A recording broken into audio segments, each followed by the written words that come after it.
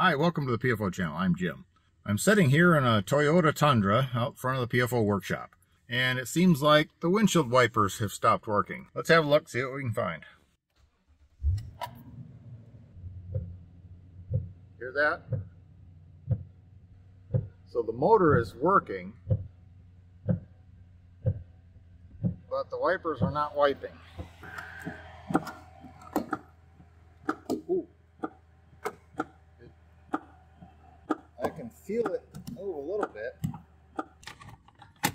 Pop the hood.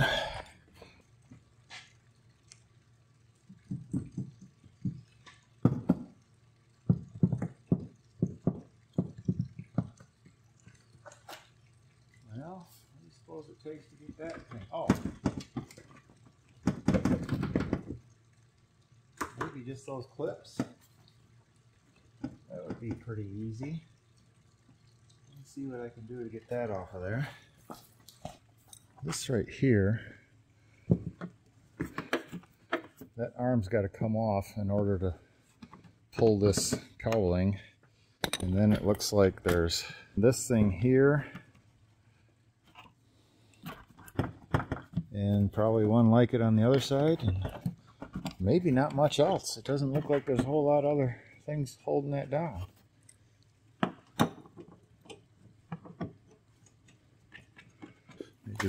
Maybe this panel puller tool will work.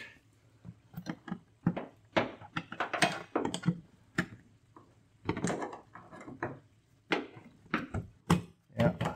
Before I move that away, I'm going to mark that one as DR for drivers, and this one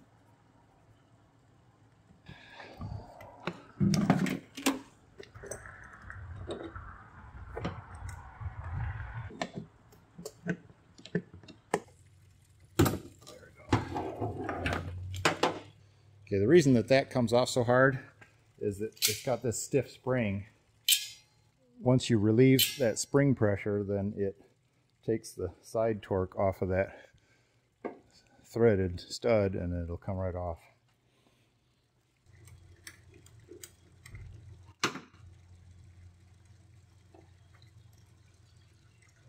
I'm probably going to replace these out of my kit.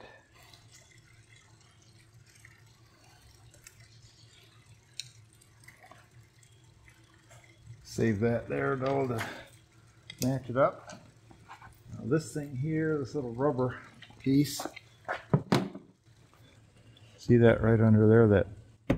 That's just a plastic nubby. And then just set that up out of the way.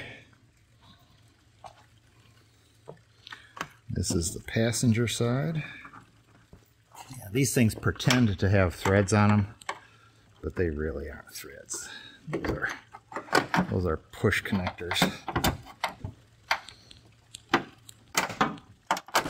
There we go. There's the other piece up here, the rubber piece.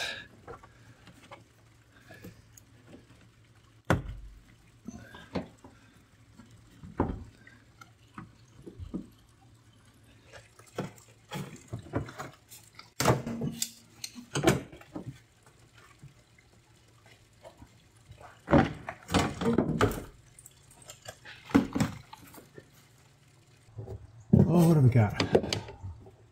Well, look at there. This thing here is not connected to anything. And I'm no genius, but it seems like mechanisms like this usually are supposed to be connected to something. Well, I'm sorry, that's not entirely true. The part about not being a genius. This, okay, there's something greasy on the back of this, like it ought to have something connected to it, and it does not. And this is greasy and looks like it ought to be connected to something and is not. So if I can put the is not connected back in communication with the nothing connected to it, we might be back in business. Problem is I can't see what's behind this thing, but I need to take these, at least these 1, 2, 3, 4 screws out of there, 5 screws out of there to rotate this thing towards me. That'll achieve two things. I can have a better look at the back of this, and I can also inspect all the nooks and crannies under here. Might be able to find some sort of a fastener that used to be holding this thing to that thing, and maybe I can reunite them. Reunited, feels so good. So it looks like we need 1, 2, 3, 4, maybe 5 screws, and those are looking like, I don't know, 8 millimeters. Let's try 8 millimeters. Oh yeah, all right. What did I say? It looked like 8? Now I learned a long time ago that if it looks like an 8 millimeter, bring the 10.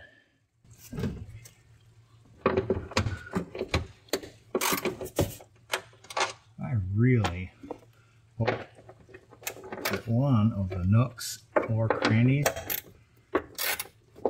contains the missing fastener. I don't even know what the fastener might look like. I don't know if I'm looking for a screw, a bolt, a nut, maybe an E-clip. I really don't know. A snap ring, I suppose it could be a snap ring. There's 2 of them.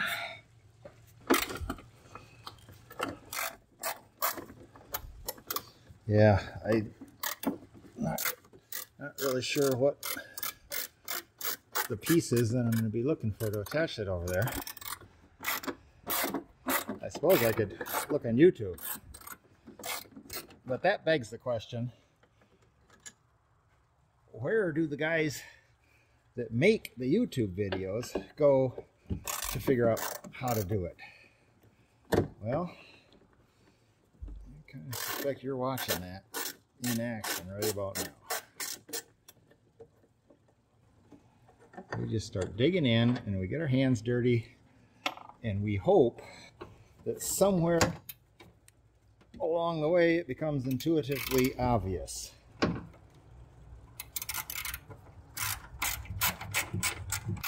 Okay, I need to take a really close look at this before I yank it out of there and just see if there's something waiting to go boing. Because if there's anything I hate when I'm pulling something apart like this, it is being surprised by the thing that goes boing, and then you end up going all over underneath the vehicle looking for it. But that's one of the reasons why I always sweep the floor before I pull the vehicle in. It makes it much easier to search for those boing emitters if they're rolling around on the floor alone. And of course, boing emitter, that is the technical engineering term. Now, did you see where I just unplugged that from? Okay, there, let me turn that over there a little bit. Came right out of there, in case I forget where that came from. Okay, I don't feel nothing going boing. Whoa, it just rolls right over. Okay, now, what do we got? We have an incredible stash of acorn bits and pieces.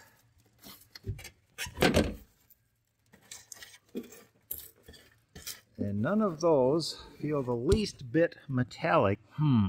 Okay, well, look on the back of that. That is the thing right there. What? Really? Okay, this is tape. Was that taped on? That's masking tape? That's old masking tape. Good grief, that old one was held on by old masking tape. Well, originally it was probably held on by brand new masking tape. I doubt that anybody, even the loser that would use masking tape to hold his truck parts together, he probably started with new masking tape. We gotta at least give him that, right? Good grief. That's the kind of crap we gotta pick up at. So what is this most likely to want here? You suppose, no way, that just pushed it on there? There's not even a spot for a C-clip, an E-clip, a ring, a retainer, nothing. And how would one clock that?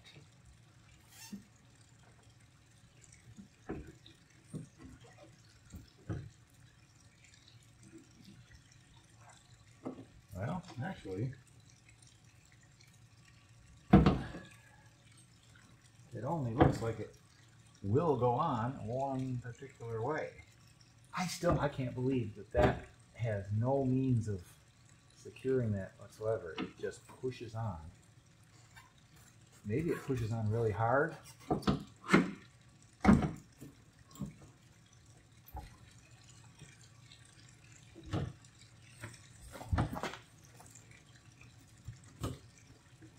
And you know what? It really can't go anywhere else. There's only one orientation where the splines will meet up. Okay, I need to pound that back on gently. I need to take this back over the bench to use one of my negotiating tools to get that to go back on there. So I need to unplug this. There we go. So that's completely loose now.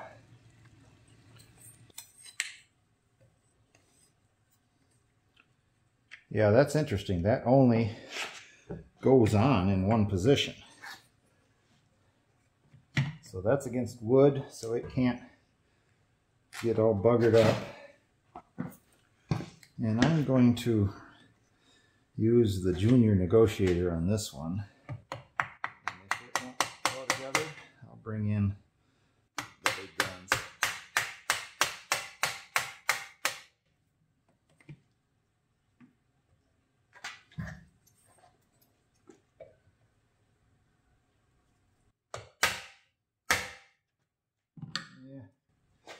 So the wood down there has got some cushion, and having wood on one end and plastic hammer on the other is not quite the encouragement that it needs. There we go. And that's it. That thing has no other means of connection other than the splines being a press fit, which means that the diameter of the splined hole in this lever is ever so much smaller than the diameter of the splined shaft there. And so there's an interference fit. So I just interfered them back together there. Let's see what happens next. Okay, first thing is put things back together in the reverse order. This goes in like that. Goes right like that. Plug in that, nice snap. Plug in that, here, nice snap. And now 4 of these are bolts going through. One of them was a stud. So that is my locator to the whole mess. And that's this one right here. Goes on that. And that one there. And I'm going to make all of them finger tight before I make any of them tool tight.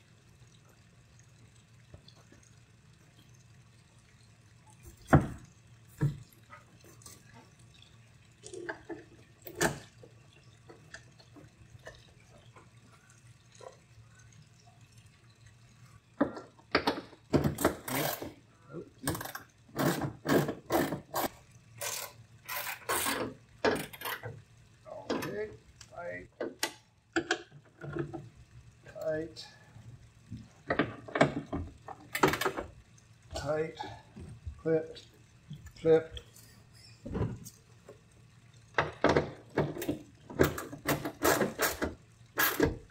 tight,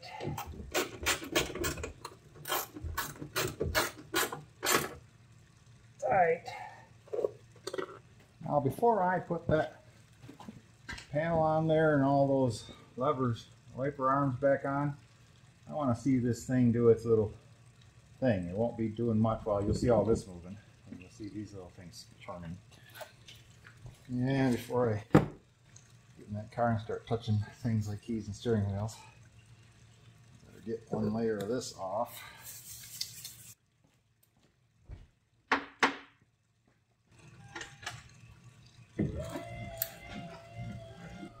Well, look at there. We have a mechanism smoothly mechanizing. We've got some turnage going on there. And over on this side, look at there.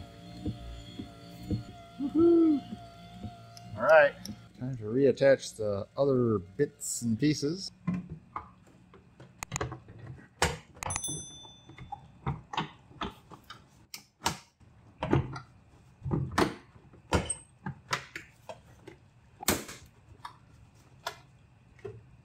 So there's some little clips up on this edge that have to go under the windshield glass.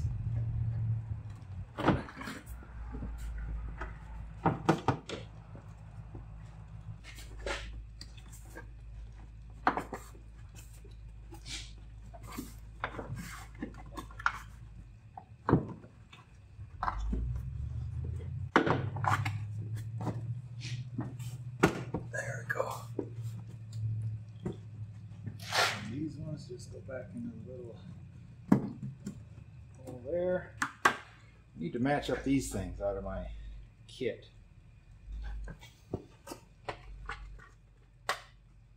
This is a nice kit I picked up from Amazon, and it ought to have something similar to that, maybe. And it's a little smaller diameter than what I'm looking for. Ah, right here. That's the center part, and that's the outer part. I think that'll do it.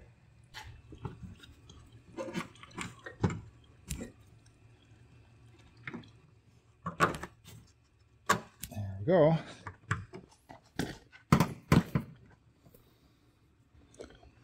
Now this piece, this rubber piece there, that's the nubby.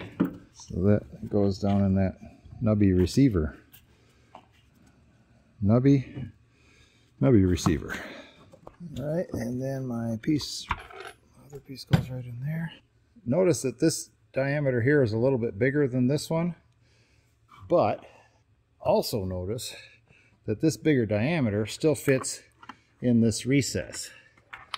And that's the important thing right there. And just make sure it's lined up with that hole. And then you push that in, and that expands the prongs and holds it in place. Now, this is a must-have kit around the shop. If you don't have one, I'll leave a link below so that you can pick one up. The links are for your convenience. I'm an Amazon associate, so if you use those links and end up buying something, I may earn a small commission. There's no added cost to you. It's a halfway decent way to support the channel.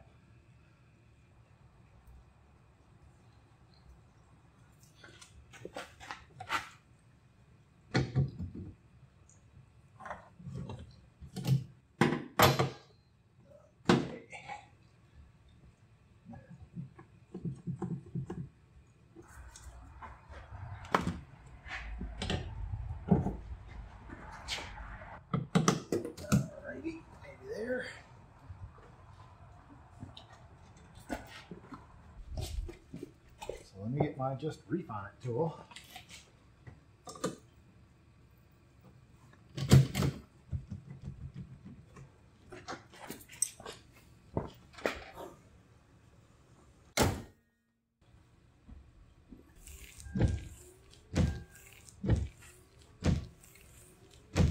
Now, is there anything more beautiful than that? Yeah, okay, I can think of a lot of things too. But, you know, you gotta love it when a good plan comes together. You gotta love it even more when the complete lack of a plan comes together. In this case, I had no idea what I was doing here. I've never fixed windshield wipers before. I don't know that I've ever even put new arms on. Blades is about all I've ever messed with, but there you have it. That wasn't that bad. I think that's a pretty decent example of how hard could it be. Well, let's just go and start taking things apart and seeing what we see and just figure it out. So if you can't find a YouTube video to show you how to do it, you grab a camera, start it rolling, figure it out, and make a YouTube video to show the next guy how to do it. If this kind of thing turns your crank or wipes your windshield, go ahead and like, subscribe, comment, and share. That's the way to keep this kind of stuff rolling. Thanks a lot for watching. TFO channel out.